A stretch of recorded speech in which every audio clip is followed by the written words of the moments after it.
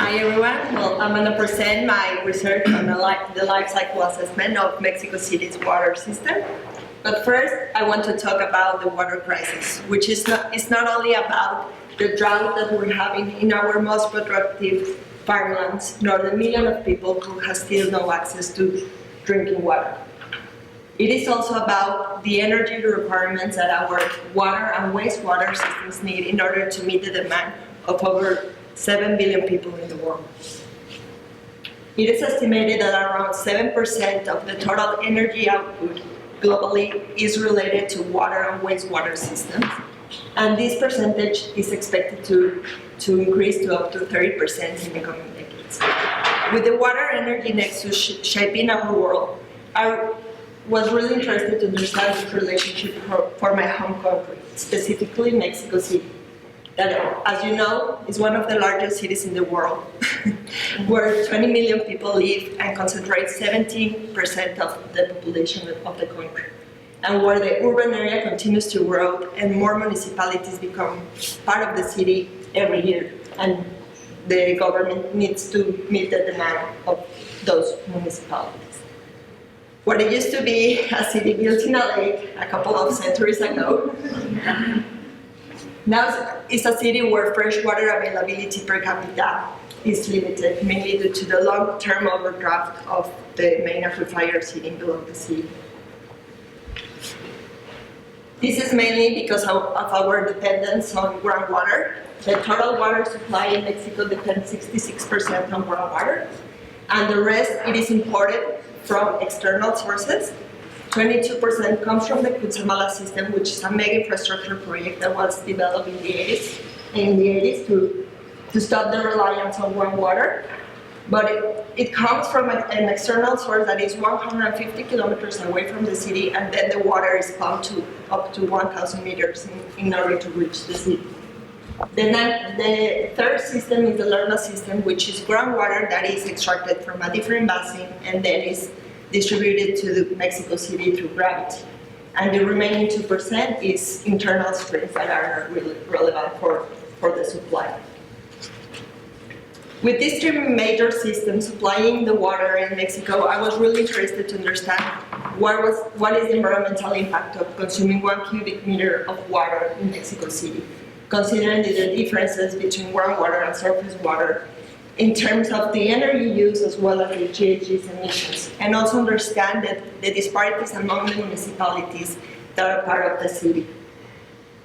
To answer this question, I use a life cycle assessment approach, which allows you to quantify all the inputs, including energy and materials, for this system to operate in the different activities and the life cycle phases of the system, from the construction to the end of life.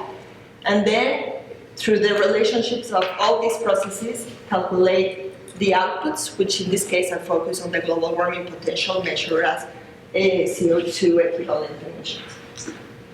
The results show that, as expected, the external systems, in this case the Lerma Cutzamala system, have higher environmental impact than consuming groundwater, and most of the impact comes from the operation phase, which is the orange column, and is related to the energy use of the pumping system as well as the treatment of the water. To put these results in a broader perspective, the Cutzamala system alone, it has almost 4 times the environmental impact that consuming water and imported water in California, and twice as much as water desalinization, that, as you know, is one of the most energy-intensive processes in the water sector. The second phase of the analysis was to put these results related to the consumption per capita in the municipalities, and was really excited to create a map for my website, but also to identify the hotspots in the city, which are mainly the central area, and see that the water equality is not only about access to water, but also about the difference in emissions per capita, that some municipalities are having much more effect than others. Sorry, these are emissions? Sure. Those are general emissions or emissions from water use?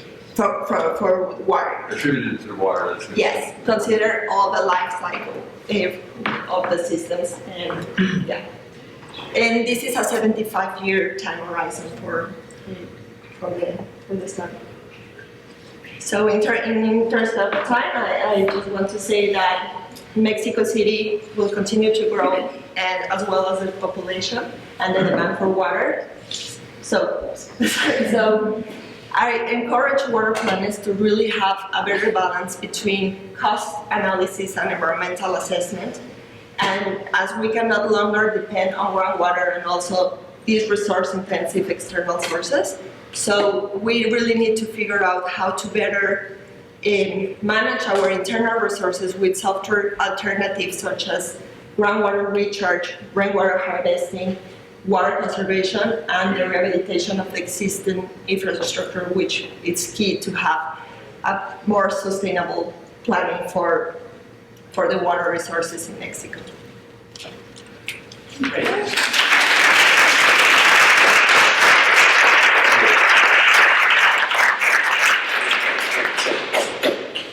Just a technical question. The Lerma system is so much more energy intensive. What is it that gives it a cost advantage compared to the other systems? I mean, I guess the government subsidizes everything, right? Yes, pretty. So the Lerma system started in the 50s, and actually due to the impact that these conveyance of water had on the agriculture of rural areas, the government really stopped to develop further the Lerma system. So it's one of the systems that are trying to decrease the reliance, and now the Cutzamala is mainly the focus, but it's really resource intensive. So yeah. One last question. Yeah. What about leakage? Is infrastructure? Yes. It's a big issue now, right? Yes. Because infrastructure is down. Yes, so these numbers actually consider that in order for consuming 1 cubic meter of water in Mexico, you need to supply 1.6. 1.6, wow. Yes, Yeah. so that's also why one of the reasons that these incomes are really high. And the government has worked a lot on implementing a major rehabilitation of the infrastructure, but with the urban area, like just trying to get into the piping system, it's complicated. And yeah, but that's a major issue. And also for the water quality, the losses. So what made that area so red? Is that because they use a lot of water, or they use a lot of water from the Lerma system? Yeah, it's both. So it's a combination of the consumption per capita as well as the dependence of more energy-intensive sources. And yes, that creates... So is it like an industrial area that uses a lot of water? No, actually, most of the consumption is urban. Okay. Yes. Households. Yeah, when we're talking about greenhouse gas emissions and water use, I mean, just water scarcity and conservation, I mean, are these like competing at the policy decision level? Like what are the driving factors at the top? I believe that, Mexico City, as it continues to grow, then they need to meet the demand of this growing population. They had to rely even in energy-intensive sources, even that it's affecting the environment. And the only way is to try to maybe use renewable energy, like for the planning of climate change. Mexico City, one of the main focus is renewable energy, which that will help that these effects will decrease, as these effects come mainly because the energy mix in Mexico is most reliant on fossil fuels. So as they try to incorporate both strategies of having a cleaner mix of energy and try to have a better management on the water, then these results could really decrease.